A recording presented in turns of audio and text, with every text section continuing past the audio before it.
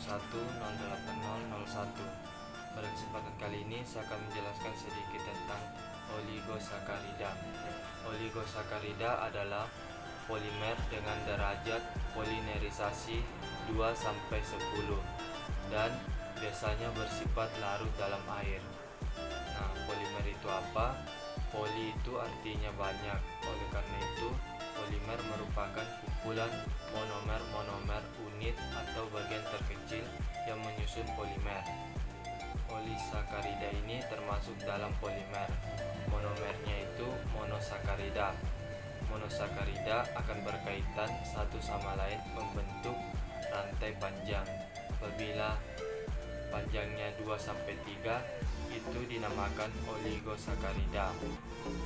Nah, yang termasuk dalam senyawa oligosakarida ini antara lain yang pertama itu disakarida yang tersusun dari 2 molekul monosakarida. Yang kedua itu trisakarida yang tersusun dari 3 molekul monosakarida. Dan yang ketiga tetrasakarida yang tersusun dari 4 molekul monosakarida. Oligosakarida berfungsi sebagai prebiotik. Ini merupakan zat makanan yang tidak dicerna di dalam tubuh dan bermanfaat untuk menstimulasi pertumbuhan bakteri yang baik di dalam usus sehingga meningkatkan ketahanan sistem pencernaan.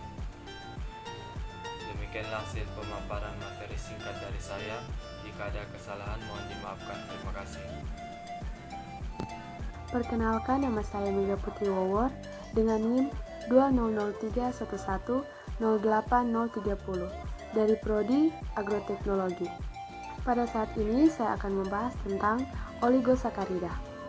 Oligosakarida adalah hasil kondensasi dari 2-10 monosakarida.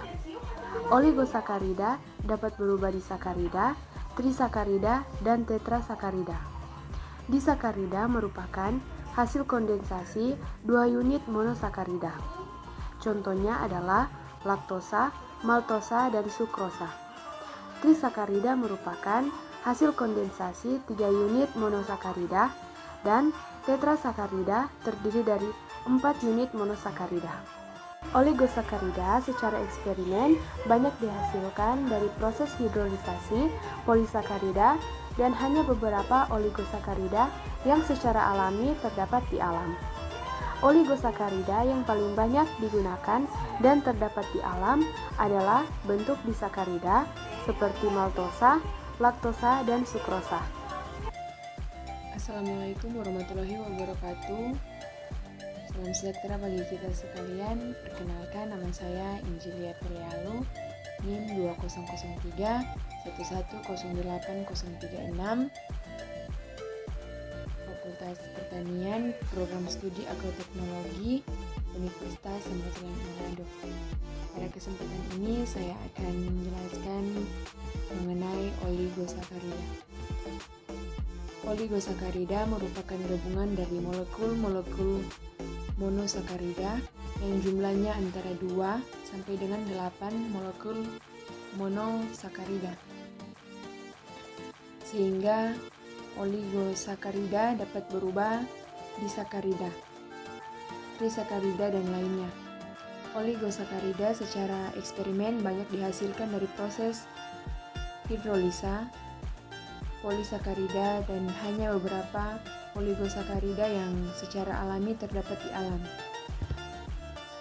Oligosakarida yang paling banyak digunakan dan terdapat di alam adalah bentuk disakarida seperti maltosa, laktosa, dan sukrosa. Sering terjadi salah kaprah dalam mengenal definisi gula karena umumnya gula bagi masyarakat adalah gula pasir. Padahal gula pasir adalah suatu disakarida molekul disakarida yang disusun oleh 2 molekul monosakarida yang dihubungkan oleh ikatan glikosida. Ikatan glikosida terjadi dari kondensasi gugus hidroksil 2 molekul monosakarida, yaitu berasal dari gugus hidroksil dari atom karbon yang pertama dengan salah satu gugus hidroksil pada atom karbon nomor 2, 4, atau 6 yang berasal dari monosakarida yang kedua. Pengenalan sel. Semua sel dilapisi baik dalam glikoprotein atau glikopid, yang keduanya membantu menentukan jenis sel. Lektin atau protein yang mengikat karbohidrat dapat mengenali oligosakarida spesifik dan memberikan informasi yang berguna untuk pengenalan sel berdasarkan pengikatan oligosakarida. Contoh penting dari pengenalan sel oligosakarida adalah peran glikopid dalam menentukan golongan darah. Berbagai jenis darah dibedakan oleh modifikasi glikan yang ada pada permukaan sel darah. Ini dapat divisualisasikan menggunakan spektrometri massa. Oligosakarida yang ditemukan pada antigen A, B, dan H terjadi pada ujung non-pereduksi oligosakarida. Antigen H yang menunjukkan golongan darah O berfungsi sebagai prekursor untuk antigen A dan B. Oleh karena itu, seseorang dengan golongan darah A akan memiliki antigen A dan antigen H pada glikopid membran plasma sel darah merah. Seseorang dengan golongan darah B akan memiliki antigen B dan H. Seseorang dengan golongan darah AB akan memiliki antigen A, B, dan H. Dan akhirnya seseorang dengan golongan darah O hanya akan memiliki antigen H. Ini berarti semua golongan darah memiliki antigen H, yang menjelaskan mengapa golongan darah O dikenal sebagai donor universal.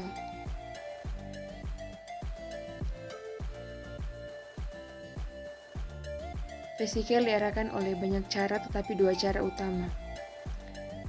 Sinyal penyortiran digodakan dalam urutan asam amino, protein, dan oligosakarida yang melekat pada protein. Banyak sel menghasilkan protein pengikat karbohidrat spesifik yang dikenal sebagai lektin yang memediasi adesi sel dengan oligosakarida.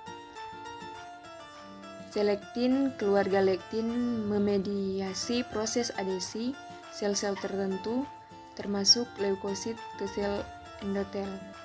Dalam respons imun, sel endotel dapat mengekspresikan sel lektin tertentu secara sementara sebagai respon terhadap kerusakan atau cedera pada sel. Sebagai tanggapan, interaksi sel lektin oligosakarida timbal balik akan terjadi antara dua molekul yang memungkinkan sel darah putih membantu menghilangkan infeksi atau kerusakan. Ikatan-ikatan protein karbohidrat sering dimediasi oleh ikatan hidrogen dan gaya van der Waals. Sekian penjelasan singkat dari saya. Mohon maaf jika ada salah kata atau salah penyebutan. Dan semoga video ini dapat bermanfaat bagi kita semua. Terima kasih. Shalom. Assalamualaikum warahmatullahi wabarakatuh.